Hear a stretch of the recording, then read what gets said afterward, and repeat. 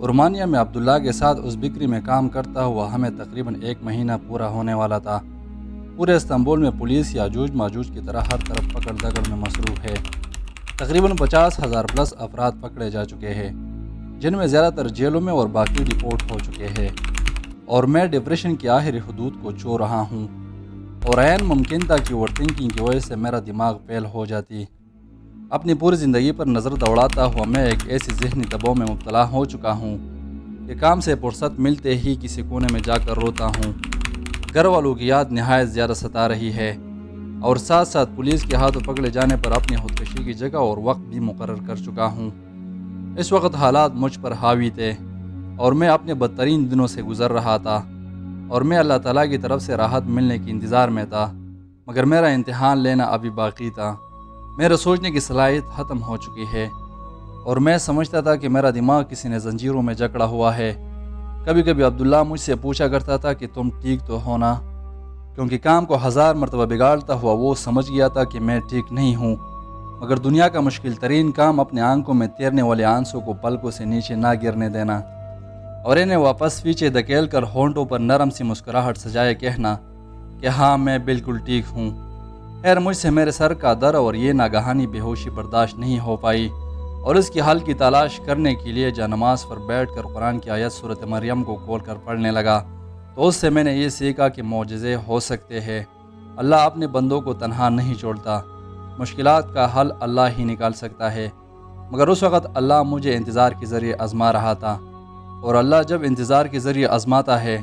تو شیطان دعا قبول نہ ہونے کی وسوسے میرے دل میں ڈال رہا تھا،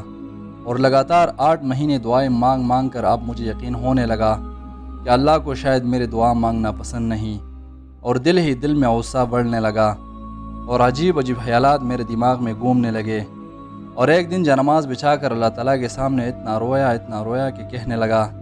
یا اللہ مجھے میری پریشانیوں نے جکڑے رکھا ہے، 1000 قسم کی باتیں ہیں جس نے مجھے خودکشی کرنے پر مجبور کر دیا ہے، ان پریشانیوں نے مجھے ذہنی طور پر مینٹل کر دیا ہے، نہ چاہتے ہوئے بھی خطائیں کر بیٹھا ہوں۔ مالک تجھے اپنی عزت کی قسم مجھے اس دلدل سے نکال میرے مالک، یا مجھے مزید صبر اور برداشت نصیب فرما، ورنہ اس قدر سخت امتحانات پر میں آپ سے بہت ناراض ہو چکا ہوں، اور آپ کی رحمت سے بالکل نا امید ہو چکا ہوں۔ یہاں اس جانماز پر یہ میرا آخری سجدہ ہے، مجھے صبر نصیب فرما، ورنہ آپ سے مانگ کر میں نے اپنا حق پورا کیا، اور قرآن شریف کھول کر روتے ہوئے پڑھنے لگا تو اللہ تعالیٰ قرآن شریف میں فرما رہا تھا الست بربکم، کیا میں تمہارا رب نہیں ہوں؟ میں نے کہا بلا بے شک آپ ہی ہے جسے میں ڈھونڈ رہا ہوں، تو اس پر اللہ تعالیٰ نے بڑے لاڈ سے کہا تمہارے پروردگار نے نہ تو تمہیں چھوڑا ہے اور نہ تم سے ناراض ہوا ہے، فَأَيْنَ تَذْهَبُونَ، تو پھر تم کدھر جا رہے ہو مجھے چھوڑ کر؟ تو میں نے کہا اللہ میرے سوچنے کی صلاحیت ختم ہو چکی ہے، تو اللہ نے بڑے لاڈ سے کہا قَالَ لَا تَخَافَ إِنِّي مَعَكُمَا أَسْمَعُ وَأَرَىٰ، رو نہیں میں تمہارے ساتھ ہوں، سن بھی رہا ہوں اور دیکھ بھی رہا ہوں، ان قریب تمہارا رب تمہیں اتنا عطا کرے گا کہ تم خوش ہو جاؤ گے۔ ہے زار شمد اسلام نسخ کل مذہب دے، اور یہی وہ آیت تھا جس کو پڑھ کر مجھے سکون مل گیا، جسے میں اپنا بدترین وقت سمجھ رہا تھا وہ ایک بہترین وقت کا آغاز تھا۔ پہلے میں اکیلا ہوا کیونکہ میں نے یہی ڈیسیجن لیا تھا، تو سب نے چھوڑ دیا، اللہ کی رحمت سے نا امید ہو چکا تھا۔ تو ایک دن میں فیس بک دیکھ رہا تھا تو ایک تصویر سامنے آنے لگی جس کے اوپر لکھا ہوا تھا کہ اگر تمہیں لگتا ہے کہ تم بہت مایوس اور تھک چکے ہو تو سنو، ہم نے ابھی 10,000 ای ڈالت ایڈریس پر اتار دیے ہیں، اور ابھی دوبارہ واپس انہیں لوڈ کرنا ہوگا، جسے دیکھ کر مجھے کافی حد تک حوصلہ مل گیا، اور غم میں غم دینے والے کو یاد کیا، سر سجدے میں ڈالا اور آنکھوں میں آنسو، اور پھر یوں ہوا کہ صبر کی انگلی پکڑ کر میں اتنا چلا کہ راستے حیران رہ گئے۔ اور یہ باتیں یہاں بتانا اس لیے ضروری تھی کیونکہ یہ وقت ہر مرد پر ضرور گزرتا ہے، کیونکہ وہ کسی نے کہا تھا کہ اپنے شرطوں پر چلنے والوں کو قیمت چکانی پڑتی ہے، کیونکہ ناکامیوں نے مجھے اور بھی سرکش بنا دیا تھا، اور اتنا ذلیل ہوا کہ خوددار ہو گیا۔ اگر آپ لوگوں میں سے بھی کوئی اس اذیت سے گزر رہا ہو تو خود کو کم سے کم 5-6 مہینے کا ٹائم دو، 5-6 مہینے اکیلے رہ کر گزارو تو تمہیں اپنا آپ مل جائے گا۔ پھر اپنے سٹوری کی طرف آتے ہیں۔ اس دوران ترک حکومت کی طرف سے اعلان ہو گیا تھا کہ جو ترکش لوگ غیر قانونی افراد کو فیکٹری میں کام دیں گے اس پر حکومت کی طرف سے سخت ایکشن لیا جائے گا، مگر ترک عوام نے اس بات کو سیریس نہیں لیا، اور یوں ترک انکم ٹیکس کے آفیسر پورے استنبول میں پھیل گئے۔ اور ایک دن ہم اپنے بکری میں کام کر رہے تھے کہ اچانک انکم ٹیکس والے بیسمنٹ میں اتر گئے۔ اس وقت عبداللہ اندر کمرے میں سو رہا تھا، تو انکم ٹیکس والے سب سے پہلے آ کر مجھ سے پوچھنے لگے کہ کملک کی نے پاسپورٹ کہاں ہے؟ تو میں نے کہا میرے پاس نہیں ہے۔ تو سیدھا اندر عبداللہ کے پاس گئے اور اس سے بھی پاسپورٹ طلب کیا، مگر وہ بھی چونکہ غیر قانونی رہ رہا تھا۔ انکم ٹیکس والے جو کہ 2 افراد تھے واپس اندر سے نکل گئے اور باہر جا کر کاؤنٹر کے سامنے تنگ راستہ تھا اس میں کھڑے ہو کر بلاک کر دیا تاکہ ہم لوگ بھاگ نہ سکے۔ کچھ دیر بعد عبداللہ اندر سے نکل گیا تو میں نے دیکھا کہ عبداللہ نے کپڑے چینج کر دیے ہیں اور نئے جوتے پہنا ہوا بھاگنے کے لیے تیار ہو چکا ہے۔ انکم ٹیکس والوں اور بکری کے مالک کے درمیان بہت تکرار ہو رہی تھی، مگر مجھے چونکہ ترکش زبان زیادہ سمجھ نہیں آ رہی تھی تو عبداللہ سے پوچھنے لگا کہ کیا سین ہے۔ تو عبداللہ کہنے لگا کہ بکری کے مالک پر 10,000 لیرے کا پرچہ ہو گیا ہے، مگر وہ ہمیں دینے کو تیار نہیں ہے۔ خیر کچھ دیر بعد انکم ٹیکس والوں نے کسی کو فون کیا اور کال کرتے ہی عبداللہ نے مجھے کہا کہ میں نکل رہا ہوں، تم کپڑے بدل کر آہستہ آہستہ نکل جانا۔ مگر اس نے مجھے یہ نہیں بتایا کہ ان لوگوں نے پولیس کو بلایا ہے۔ ہم جس کمرے میں رہ رہے تھے اس سے باہر کی طرف ایک کھڑکی نکلی ہوئی تھی۔ عبداللہ اس کھڑکی سے نکل کر بھاگ گیا اور مجھے کہنے لگا کہ جلدی کرو۔ میرے ہاتھوں میں آٹا لگا ہوا تھا اور کسی بھی ایمرجنسی کے لیے تیار نہیں تھا، مگر جلدی جلدی کپڑے چینج کیے اور جب میں جوتے پہن رہا تھا تو میں نے کھڑکی سے دیکھا کہ پولیس کی گاڑی سامنے سے گزر گئی، مگر یہ بلڈنگ چونکہ ایک پہاڑی پر واقع تھا تو پولیس اوپر والی گلی میں گئی اور بکری کے دروازے سے اندر داخل ہو گئی، اور میں چونکہ بیسمنٹ میں تھا تو میرے کمرے کی کھڑکی نیچے والی گلی میں کھل رہی تھی جو کہ اتنی اونچی جگہ نہیں تھی، مگر مجھے یہ یقین تھا کہ میں پکڑا جاؤں گا کیونکہ پولیس بڑی تیزی سے بکری کے اندر داخل ہوئی۔ اور جیسے ہی میں نے جوتے پہن لی تو ہمارے پاس ایک چھوٹا سا سریا ہوا کرتا تھا جو کہ ہم کام کے وقت استعمال کرتے تھے، اس کو ہاتھ میں لیے کھڑکی سے باہر کود گیا اور پولیس کا کمرے میں پہنچتے ہی وہ سریا کھڑکی میں باہر سے گھسا کر کھڑکی باہر سے بند کی، مگر میں ایک پیر سے ویسا لنگڑاتا ہوا بھاگ رہا تھا تو بچنے کی زیادہ گنجائش نہیں تھی، اور پولیس کا واپس اوپر چڑھنا اور گاڑی سٹارٹ کر کے نیچے والی گلی میں اترنے سے مجھے تھوڑا سا ٹائم مل گیا، اور میں زیادہ دور تک بھاگنے میں تو کامیاب نہیں رہا، مگر سامنے ایک چھوٹی سی درخت کھڑی ہوئی تھی جس میں پتوں کا بھرمار تھا، اور سیدھا جا کر اس درخت پر چڑھ گیا، مگر بدقسمتی سے درخت کے اوپر بلی بیٹھی ہوئی ہے جس نے ابھی تازہ دم کبوتر کا شکار کیا ہوا ہے اور نہایت بری بری آوازیں نکالنے لگی، اور میں اس کو ہاتھ جوڑنے لگا کہ پلیز تھوڑی دیر کے لیے کمپرومائز کرو، میں آپ کو کوئی بھی نقصان دینے کی غرض سے نہیں آیا ہوں، اپنا منہ بند کرو، میرے مستقبل کا سوال ہے، مگر وہ شاید مجھ سے ڈری ہوئی تھی کیونکہ استنبول میں دن دہاڑے کون درختوں پر چڑھتا ہے۔ خیر پولیس کی گاڑی سائرن بجاتے ہوئے میرے سامنے سے گزر گئی، مگر مجھے اللہ نے محفوظ رکھا اور کچھ دیر بعد واپس آ گئی، اور اس سے اور کچھ دیر بعد 2 مرتبہ اور گزر گئی، مگر جب ان کو یقین ہونے لگا کہ یہ لوگ بھاگنے میں کامیاب ہو چکے ہیں تو کہیں غائب ہو گئے، اور جب مجھے یقین ہونے لگا کہ پولیس کا خطرہ ٹل گیا ہے تو وہاں سے اتر کر تیسری گلی کے اندر گھس گیا اور ایک نارمل انسان کی طرح بنا چہرے پر خوف دکھائے آگے بڑھنے لگا، تو میں نے دیکھا کہ عبداللہ سامنے پہاڑی والی گلی سے نیچے اتر رہا ہے اور بکری کی طرف واپس جانے والا تھا، تو اچانک مجھ پر نظر پڑنے ہی اشارہ کرنے لگا کہ جلدی کرو، اور یوں ہم ایک مرتبہ پھر مل کر بس میں چڑھ گئے اور وہاں سے استنبول ازوندر بھاگ گئے جہاں عبداللہ کا گھر ہوا کرتا تھا۔ یہاں پہلے عبداللہ کے دوست رہتے تھے جو کہ سارے پکڑے جا چکے ہیں، اور اسی گھر کے سامنے والے پورشن میں نئے 8 افغانی لڑکے رہائش پذیر ہیں۔ کچھ دن گزر گئے اور ایک دن اچانک شام کے وقت سامنے والے پورشن میں شور مچ گیا، تو معلوم کرنے سے پتہ چلا کہ سامنے والے پورشن میں رہنے والے افغانی لڑکوں میں سے ایک نے باہر پار میں کسی ترکش لڑکی کو چھیڑا ہے جس نے عین موقع پر اپنے بھائیوں کو بلا کر اس افغانی لڑکے کو پیٹ میں خنجر سے مارا ہے، جس سے نہایت زیادہ خون بہنے کی وجہ سے لڑکا بے ہوش ہو گیا ہے اور عین ممکن ہے کہ مر چکا ہو، مگر یہ بھی چونکہ غیر قانونی رہ رہے ہیں تو پولیس کو اطلاع کیے بغیر ڈاکٹر کے پاس جا بھی نہیں سکتے۔ 10 منٹ نہیں گزرے تھے کہ سامنے والے پورشن سے لڑکے پچھلی دروازے کی طرف شور مچاتے ہوئے بھاگنے لگے، اور مجھے بھی عبداللہ نے کہا کہ سامنے والے لوگوں نے پولیس کو کال کیا ہے تو پچھلے دروازے سے نکلو۔ ترک استنبول میں بڑے مزے کی بات یہ ہے کہ ہر گھر کے پاس 2 دروازے ہوتے ہیں،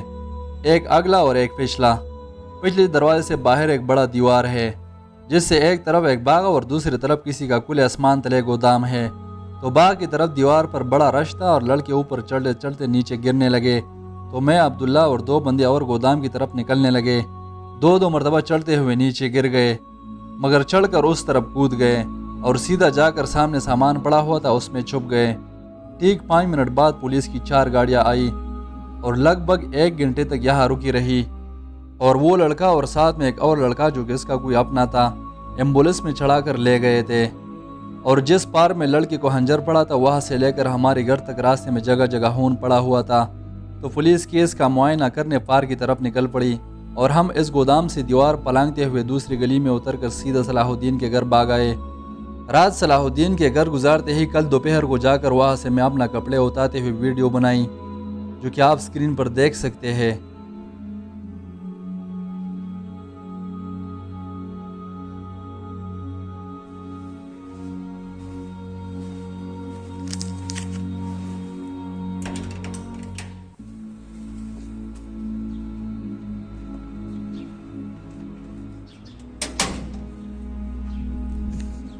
وګورئ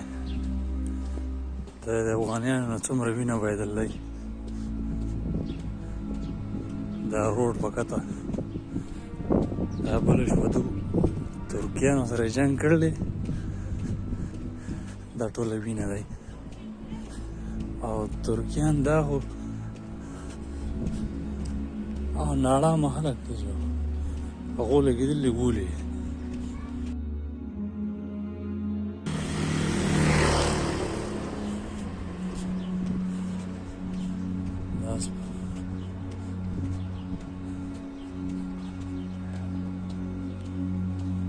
سپکته دغه پورې دا ټوله وینه بهېدله، خو زه داسې ځمه پولیسو پته نه لګي. خیر ایک ہفتہ صلاح الدین کے گھر گزار کر حالات معمول پر آنے تک ہم یہاں رہے اور پھر عبداللہ کے ڈیرے پر واپس شفٹ ہو گئے. اور مانیہ سے بکری کے مالک کی طرف سے بار بار کال آ رہا تھا کہ تم لوگوں نے بھاگ کر میرا کاروبار روک دیا ہے، میں نے پولیس کو جرمانہ ادا کیا ہے، واپس آ جاؤ. اور نہ آنے کی صورت میں وہ ہمارے پیسے دینے سے انکار کرنے لگا، جو کہ لگ بھگ 1 مہینے کا تنخواہ بن رہا تھا. ہم نے تنہا کو گولی ماری اور اس کو پولیس کے ہاتھوں پکڑے جانے کے ڈر سے انکار کیا. کچھ دن بعد عبداللہ کسی اور جگہ پر کام پر لگ گیا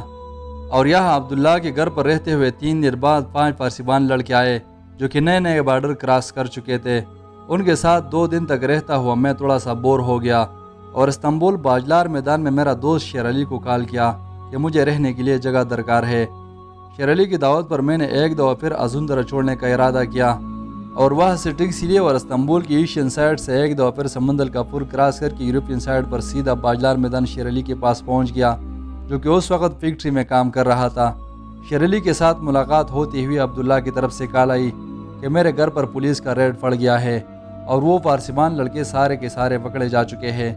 یہی وہ پہلا مقام تھا کہ جہاں پولیس کی ریڈ پڑنے سے تھوڑی دیر پہلے قسمت نے مجھے بچایا. تو ابھی میں شیر علی کے پاس بیٹھ کر کولڈ ڈرنکس پی رہا ہوں.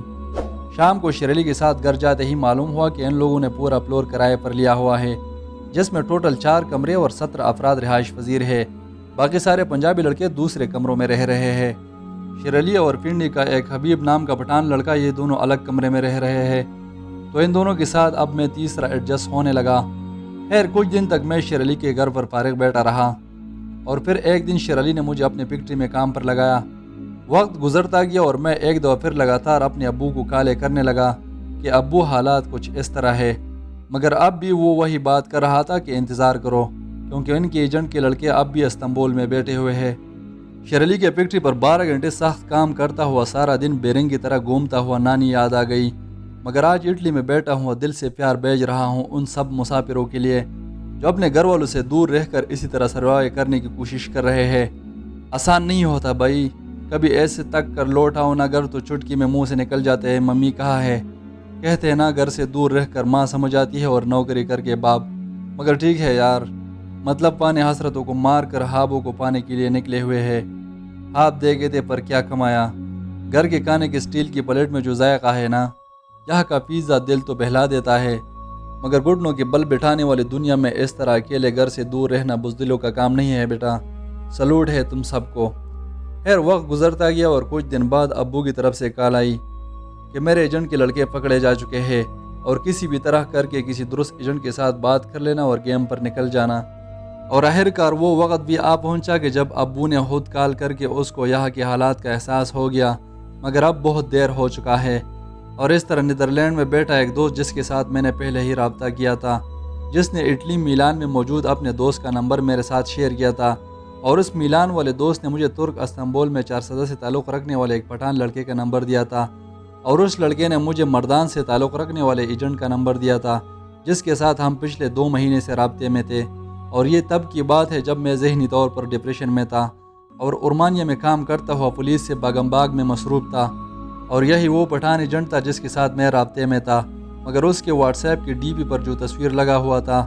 وہ کسی اسلحے کی دکان پر بیٹھا ہوا، سامنے ٹیبل پر بہت سارے کلاشنکوف پڑے ہوئے تھے،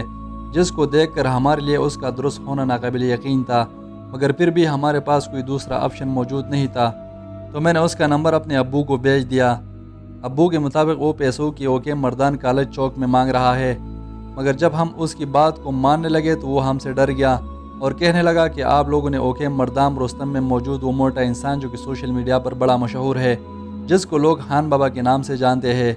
اس کے پاس رکھنی ہے، مگر اس بات پر میرا ابو رضامند نہیں تھا۔ ابو کے مطابق خان بابا تو پورا مداری انسان ہے، گیم رکنے یا آپ کے پکڑے جانے کی صورت میں اس سے یہ پیسے واپس کیسے لیں گے؟ اور اس طرح ابو کے انکار پر اس نے سوات میں ہمیں ایک اور بندے کا نمبر دیا کہ آپ لوگ اپنے پیسے اس کے پاس رکھ سکتے ہیں، اور یوں میرا ابو کچھ بااثر شخصیات کے ہمراہ سوات اس بندے سے ملنے چلے گئے، تو اس کے ساتھ پیپر پر سائن کرتے ہوئے وہاں کی کسی بااثر شخصیت نے میرے ابو کو بتایا